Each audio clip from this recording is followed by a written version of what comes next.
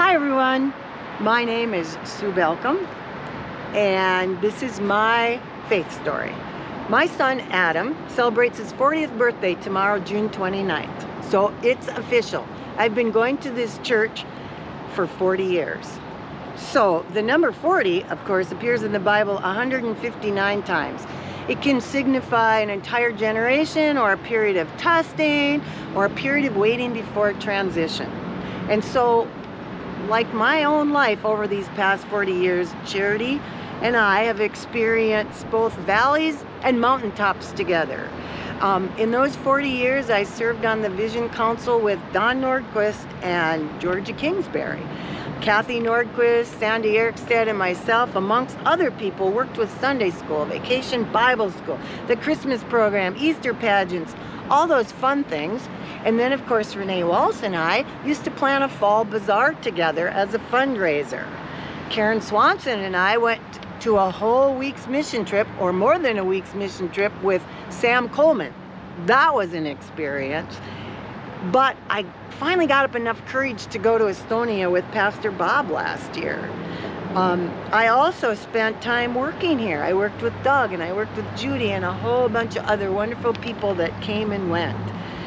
And then a couple years ago, a friend of mine said, "Oh, good for you. You've been going to church, for the same church, for 40 years?" And I'm like, yeah, because it's never been about the church. The pastors come, the pastors go. I lived through 3 building additions. But one thing remained the same. Whenever I want to feel loved, I walk through those doors. The people in that building back there accept me for who I am. When I became a single parent, my parents kind of like, "Ooh, this was your fault. You should have done this, you should have done that." And I'm like, Darlene Bentz, Leanne Freed, and Pat Wheeler stepped up to the plate. And they supported me, and Pat Wheeler said, "We're your family now." And whenever I speak about charity, I think about the fact that people that don't have a church family, what do they do when they need support, or when they want to celebrate some big life event? You know, these friendships are what shaped my faith, the support from these people. And I sure hope that my life reflects what I've learned from these wonderful people. You know, it's kind of like the television show Cheers, where everybody knows your name. I never felt like nobody ever not knew my name walking through those doors, because Charity is not that building back there. Charity is my family.